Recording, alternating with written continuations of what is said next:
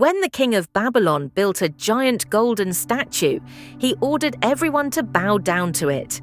Shadrach, Meshach, and Abednego refused because they only worshipped God.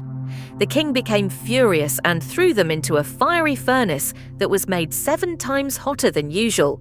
But to everyone's shock, the fire didn't harm them. They were walking around inside, completely unharmed, and a 4th figure was seen with them, someone who looked like a divine being. When they came out, they weren't burned at all. This showed that God protected them for standing firm in their faith.